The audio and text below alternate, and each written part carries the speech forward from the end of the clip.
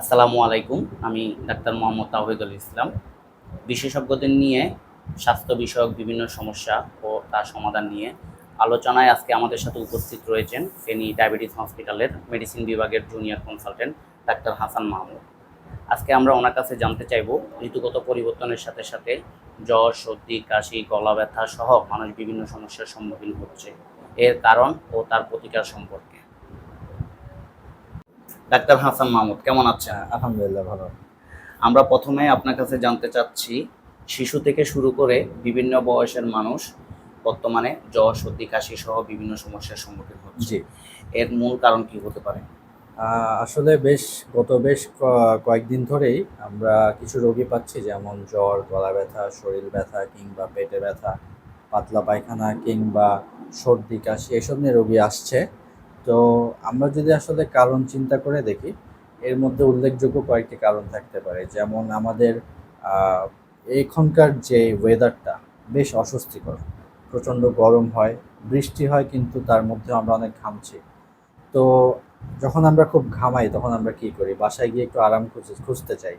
তো সেটা করতে গিয়ে আমরা কখনো এসির ভিতর ঢুকে যাচ্ছি, কিংবা গোসল করে ফেলছি, কিংবা সাথে সাথে ফ্রিজের কোনো পানি খেয়ে ফেলছি, কিংবা খাদ্য খেয়ে ফেলছি।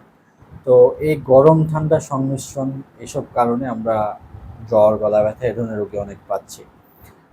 এইসব কারণ ছাড়াও আরও বেশ কিছু কারণ আছে, যেমন কিছু ভাইরাসজনিত কারণ তো সবসময় থাকে আসলে।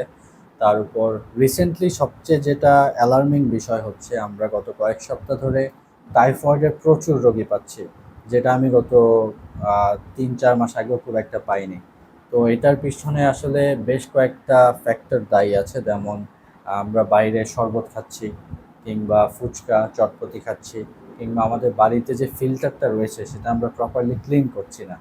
তো এই সব বিষয় মিলিয়ে আমরা জ্বর, সর্দি, কাশি এ ধরনের রোগীগুলো বেশ পাচ্ছি আর কি। ডক্টর হাসান, জি। এই ধরনের সমস্যার সমাধানের জন্য আপনার কি পরামর্শ থাকতে পারে এবং রোগীরা বাসায় কি কি চিকিৎসা নিতে পারে?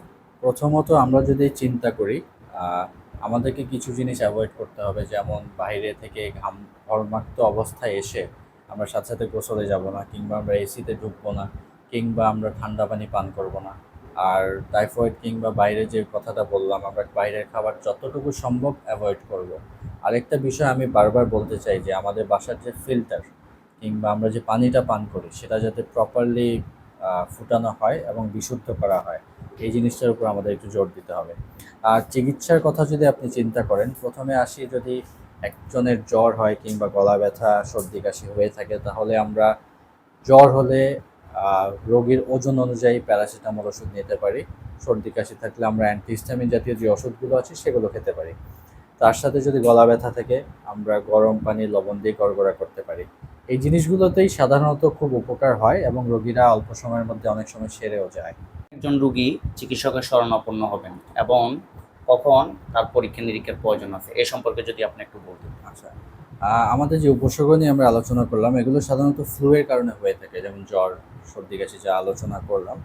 এগুলো সাধারণত 3-4 দিনের মধ্যে ভালো হয়ে যায়।